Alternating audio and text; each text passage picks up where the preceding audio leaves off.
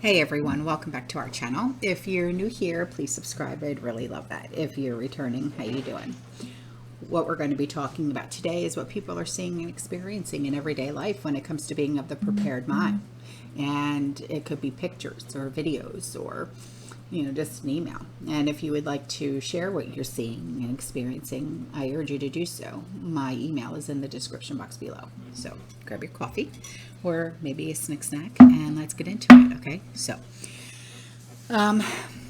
there's a link and a picture that was sent to me by a community member. And she said, some days I look at my window and see what I always see, a beautiful view, and wonder if it will be the last day that the world will be like this. Yeah, I agree. Sometimes I'll look out back and I'll see my grandchildren running around, or my 12-year-old with her friends outside, or my dogs, playing. And I'll be like, wow, is this going to be the last time? Or I'll get in my car and I'll go to the store and I'll be like, this could be the last time that I'm able to do this.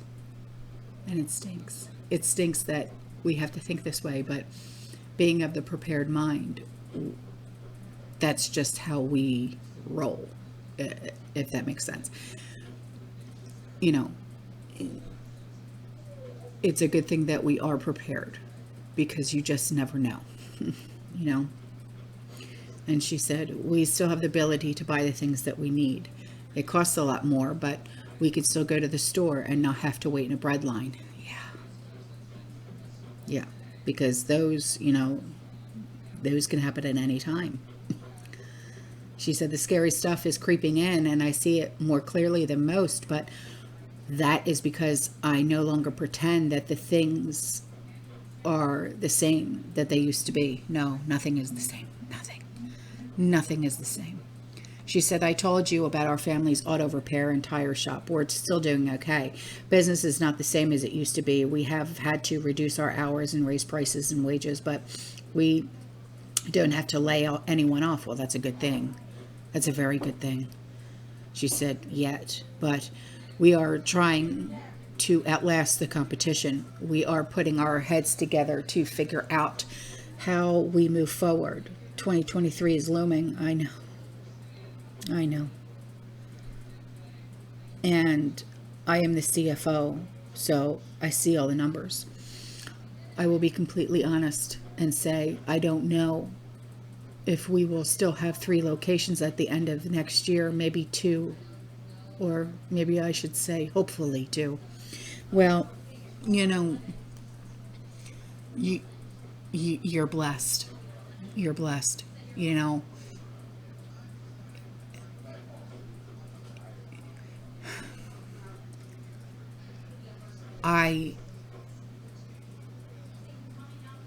I feel that you're blessed, and even if you did have to knock it down to 2 or even just 1, you're still blessed.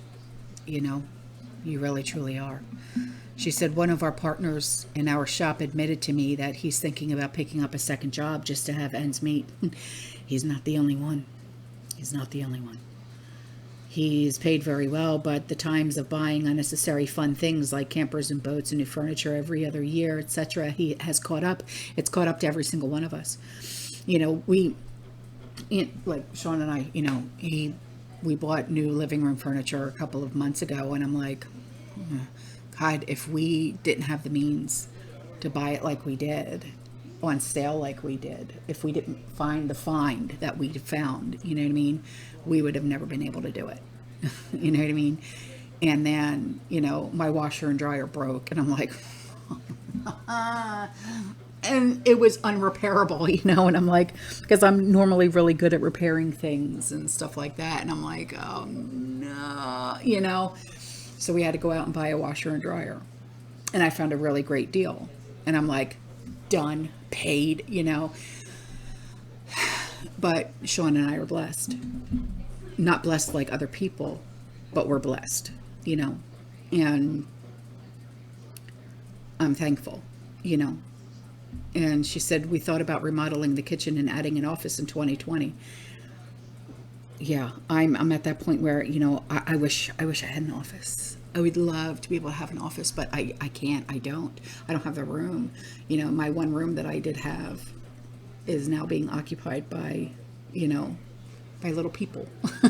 You know, she said the kitchen would have been nice and the office really is a need, but I told my husband we have to wait and see how the election turned out, because I would not have our house be leveraged anymore under old Joe.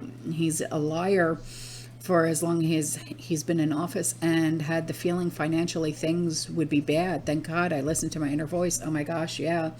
That's the one thing that I've always said is, you know, listen to your gut, because that'll never lie to you. You know what I mean? And she said, I've been reducing unneeded expenses. No more magazines, no more coffee at the coffee shop, no more OnStar. Same thing here. I have reduced everything. We are literally bare minimum. And, you know, honestly, I don't miss, I don't miss anything. I really don't. She said, you get the idea. Oh, of course I do. If anybody understands where you're coming from, it's me. It's me. Trust me. She said, I drive as little as I can and always keep my tank at 3/4 full. I had my first garden this year. I'm learning about canning and all things prepping. A cousin of ours is retired military and an EMT, and I have been helping her help me get my medical preps ready. Oh, that's really awesome that you have someone there that has an expertise in the medical field, so she can help you get the best kind of first aid kit that's readily available to you. That's beautiful. I love that. I just packed my go bag for medical emergencies, but I still need to get an OB kit in. Yeah. If you don't already, let me know if you have the free PDFs. I have like over 600 PDFs, and one of the PDFs is how to aid in giving birth. So let me know if you have that, and if not, I'll send it to you. And she said, with all of the issues medical industry is having, I am learning as much as I can. Listen, that is one of the most, is the word I'm looking for desired. You know, like when you are wanting to become of the prepared mind, right? You can have all the food stocked up in the world. You can have all of the gear stocked up in the world.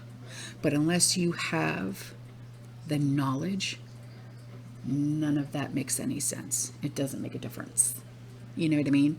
So I've always said that being of the prepared mind is a spiritual journey, and it's a knowledge journey. So if, you know, if you guys want, because I know that there's a lot of new people here, the more than 600 PDFs that I have, email me and I will send them to you, okay? Because knowledge is power, as far as I'm concerned. Like I said, you can have all the food and all the gear in the world, but it's not going to amount to anything unless you know what the hell you're doing, you know? And she said, honest to God, I wish we had horses and that I knew how to ride. I know how to ride. I grew up on a horse farm that my grandparents had, and it's easy. It really is. I learned how to ride when I was 5 years old. Can you imagine me on a horse? But yeah, it's so true. She said, how crazy is this? Do any of you take a step back and think that just a few short years ago, we would classify ourselves currently as being raving mad and men and women? We're not the mad ones. We're not the mad ones. And, you know, it's funny because back, just 2, 3, 4 years ago, people looked at people of the prepared mind, or preppers, if you will. They looked at us like we were the crazy ones. And now all of those people that looked at us like we were the crazy ones, now they want to be us. Okay. You know, I've been prepping, oh my gosh, when did I move into my house? 2004. Sean and I have been prepping since 2004, but we weren't like, you know, hard, going at it hard and blah, blah, blah, blah, blah. But we've been prepping since 2004. Why? Because we live in the hurricane capital of the world. So, and the lightning capital of the world. I can't tell you how many times, we'll just be having a regular, just rainstorm, and ba-boom, the lights go out, and we're like, shit, that's okay. Why? We're prepared, But we've always been preppers here, always. But we recently started getting hot into gear, 2020. Yeah.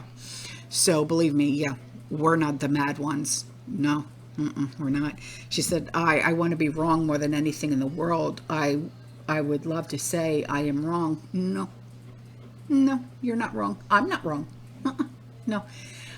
She said, you were right all along, and it was all in my head. But I know that I am not. And because of that, I continue on prepping. Yes. Like I said, keep going. You can stand at ease, and calm down for a little while, but always keep going. And even if you're not spending money, you don't have to spend money to be a prepper. Oh, no.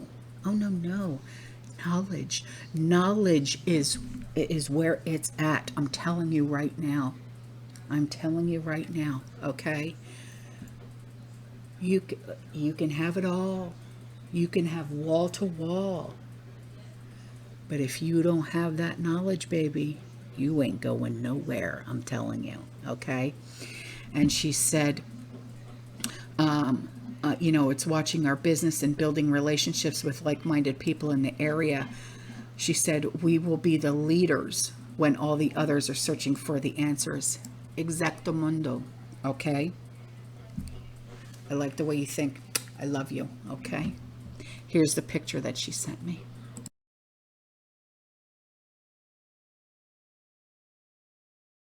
Okay, so here I'm going to leave a link to Azure Standard. Azure Standard is out of stock long-term for their dried potato flakes. She said, I ordered these because of no chemicals and no additives. Thank you for letting the community know. And this community member said, hey. She said, I was talking to a lifelong friend the other day, and we were talking about everything going on. Food prices and illegals came up, and how they're getting everything, and our own citizens are going hungry. She told me a Mexican man went to the meat section. This was before Thanksgiving, and the store had all the turkeys on sale. He bought 30 turkeys. For what? Why would he buy? What's the need? What? They're buying up stuff and sending it home. Shut the front door, you lint licker.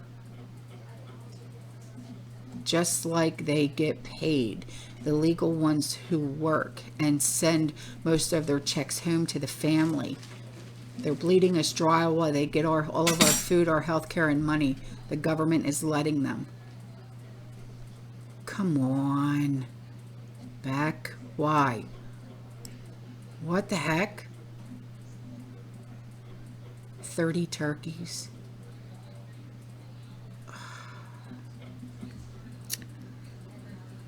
Oh, man. Okay. I'm sorry. I'm still reeling about 30 turkeys.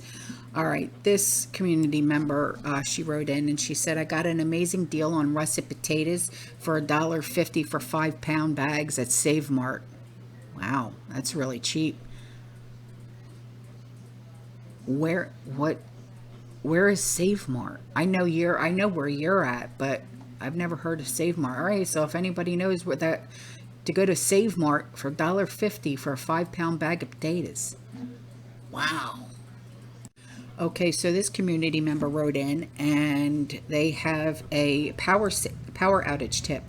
She said, if you own a deep freezer, it would probably be a good idea to keep one bag of ice in there for each fridge and freezer that you have. when the power goes out, put the ice in that appliance. Now your fridge is a really expensive cooler, and we all know coolers keep food safe for days. That is a really good. Thank you. It is. I would have never thought to do that. Huh. Okay, so this community member wrote in, and she has a favor to ask of our community members. And if you're in for a good read, okay, her second oldest daughter wrote a book when she was 17 years old, and it's only about 100 pages. And she is self-published, and it's on Amazon. And she said, I wish now she would have tried to become a major publisher. My oldest did the artwork. And I'm going to leave the link in the description box below for the book. It's only $1.99. And yes, I did buy it. Okay. So if everyone could please go over and just purchase the book for $1.99, I would really appreciate it. Okay. And I know that her daughter would appreciate it too. Thank you. Oh, and it's a historical romance book. So ladies, if you're in for a good read, please go buy the book. Okay. So before I go, this is an email from a community member, and she said, this is just an update. I recently heard that some people had been denied purchase of a firearm by their bank. She said their background check was fine, but it's their bank denying the purchase.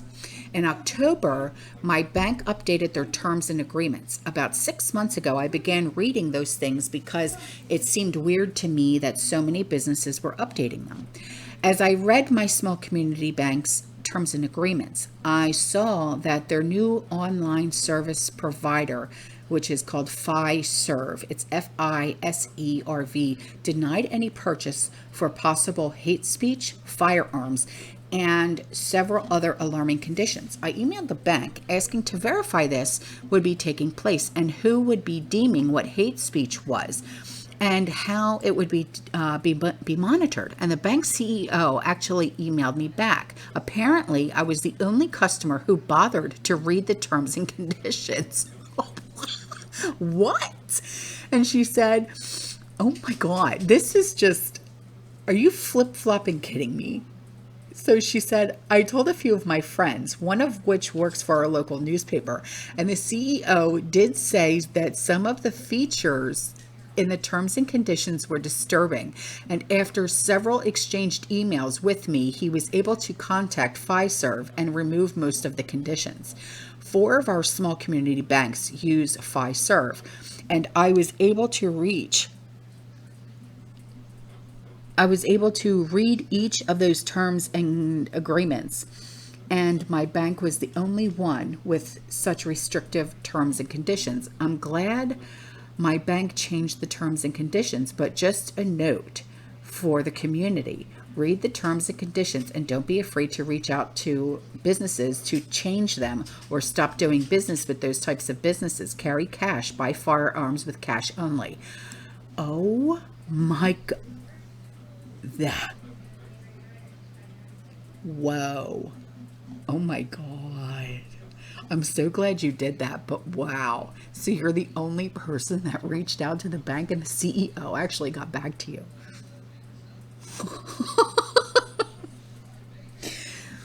Oh my God. Right on, girl. I love it. All right, guys, I'm out of here. I'll see you in the next one. You stay safe, you stay positive, you keep prepping, and as always, fearless. Ciao.